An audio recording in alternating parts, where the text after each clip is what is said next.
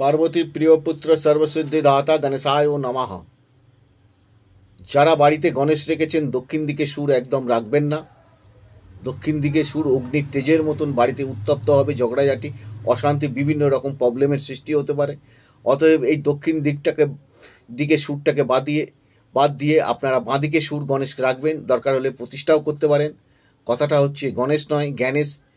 যার জ্ঞানের শেষ নেই তিনিই হচ্ছেন জ্ঞানেশ, আমরা শর্টে বলি হচ্ছে গণেশ। তো যাই হোক, হরিদ্রা বর্ণের গণেশ সর্বশ্রেষ্ঠ। কালো বর্ণ, ধূম্র বর্ণ, অন্যান্য যদি কোনো বর্ণের রেখে থাকেন তাহলে সেটা না রাখাই উচিত। কাঁচের গণেশ আপনারা রাখবেন না। আর ঘরের দেয়ালে যদি গণেশের ছবি লাগাতে হয়, পেছন দিকটা যেন আপনাদের কোনো শোবার ঘর, খাবার ঘর কোনো কিছু যেন না থাকে। দরজার মাথার উপরে যদি লাগাতে চান তাহলে অপোজিট দিকটা হচ্ছে গণেশের অসিদ্ধি, সামনের দিকটা হচ্ছে সিদ্ধি। অসিদ্ধি যেন না পড়ে সেই বুঝে আপনারা গণেশের ছবি লাগাবেন। যারা বুঝতে পারছেন না আমার সঙ্গে যোগাযোগ করবেন। অনুষ্ঠানগুলো দেখুন, লাইক, শেয়ার, সাবস্ক্রাইব করুন। ভালো থাকুন।